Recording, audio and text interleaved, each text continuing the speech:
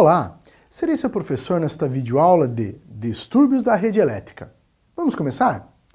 Os temas desta videoaula serão ruído e surto, sag e swells, spikes e transientes. Bom, a rede elétrica brasileira, ela trabalha numa frequência de 60 Hz. O que significa que nós temos uma tensão e uma corrente, na maioria das instalações, e além disso, essa característica de frequência. Essa frequência, ela é determinada na geração da energia. Significa quantas vezes a senoide acontece dentro de um segundo. Ou seja, ela varia entre positivo e negativo 60 vezes num segundo. Bom, isso vai influenciar diretamente o funcionamento dos diversos equipamentos, mas principalmente os equipamentos eletrônicos, eles são os mais sensíveis a essa característica. Quando acontece alguma situação inesperada, uma interferência ou algo do gênero, essa frequência de oscilação pode ser alterada. E essa alteração pode vir a prejudicar o funcionamento dos equipamentos. Então o que nós vamos conhecer nesta videoaula serão algumas características dessas indesejáveis perturbações que acontecem nos sinais de frequência. Vamos começar falando sobre o ruído. A característica do ruído é uma interferência ao longo de toda a senoide ou de todo o sinal elétrico. Isso pode se dar através de diversas interferências que acontecem, sejam de dispositivos externos ou de um próprio equipamento. Ou seja, o próprio equipamento pode gerar uma interferência no seu sinal. Como é o caso de motores elétricos. Motores elétricos, devido à sua característica de eletromagnetismo, geram ruídos nos circuitos. Esses ruídos, eles podem se estender por todos os circuitos que estão conectados ou próximos ao circuito do motor elétrico. Portanto, veja esta forma de onda. Nós conseguimos enxergar aqui, olhando de longe, uma senoide perfeita. Mas, quando nós aproximamos o olhar sobre esta onda, nós verificamos diversos ruídos que acontecem. Ou seja, o sinal não é retilíneo, mas ele fica cheio desses ruídos. Isto, em determinados equipamentos, é imperceptível. Mas, como já dito, em equipamentos eletrônicos, isto é muito prejudicial. Porque o equipamento eletrônico, ele trata com bastante precisão esses sinais. Então, esses ruídos podem prejudicar o entendimento do sinal elétrico. Então nós vamos ver o surto. O surto é uma espécie de ruído, mas que acontece momentaneamente. Então, veja esta imagem. Nós temos um sinal senoidal ao longo do tempo e num determinado momento acontece um surto. Ou seja, esta forma de onda sai do seu padrão e é elevada abruptamente, assim como ela também desce abruptamente e depois volta ao normal. Ou seja, apenas um determinado ponto ou alguns poucos pontos dessa onda sofreram uma interferência.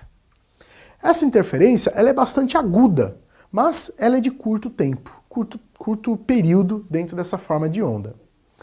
Então, esse surto pode ser provocado pelo acionamento do motor, ou seja, no momento que ele foi ligado, ele gerou um surto. Depois, ele não deu nenhuma outra interferência à forma de onda.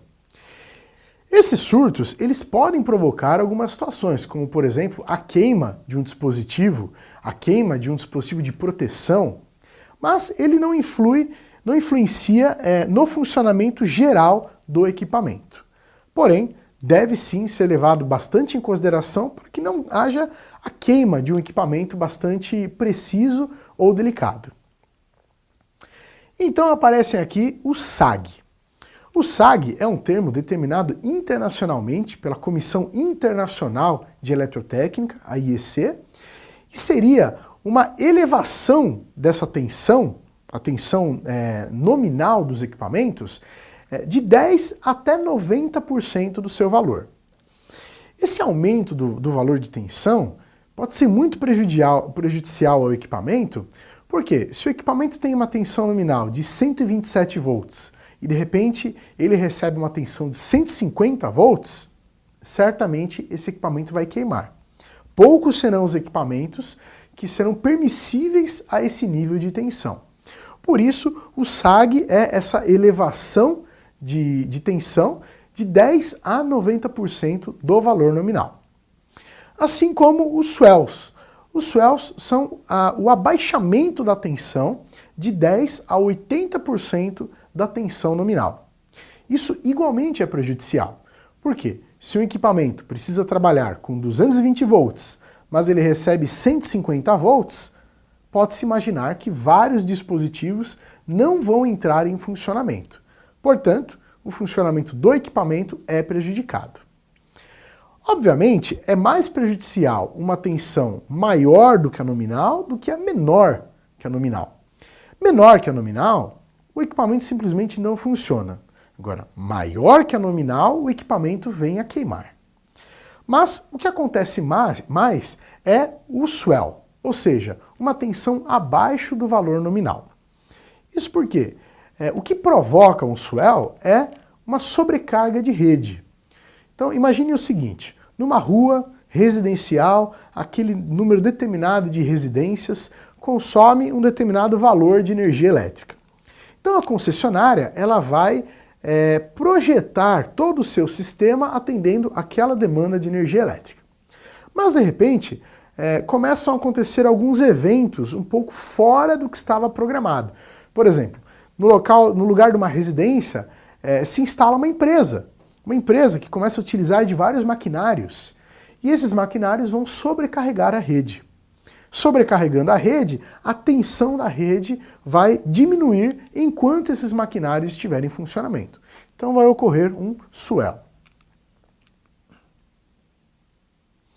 E então nós temos os spikes. Os spikes são uma combinação de surtos com elevação ou queda da tensão. Veja por esta forma de onda. Nós temos uma tensão senoidal e então acontece em alguns pontos o que nós chamamos de spikes ou transientes. Na verdade, o surto ele acontece de vez em quando. E os spikes ou os transientes, eles têm uma determinada frequência. Então, uma forma de onda que contenha esses spikes como sua característica, isso pode ser muito prejudicial ao funcionamento do equipamento. Por quê? Ele vai adotar que sempre naquele determinado momento vai acontecer um surto. E nenhum equipamento é projetado para funcionar com surtos. O equipamento é projetado para trabalhar com sinal senoidal contínuo. Então, esses spikes ou transientes precisam ser eliminados da forma de onda para que o equipamento possa trabalhar no seu funcionamento correto.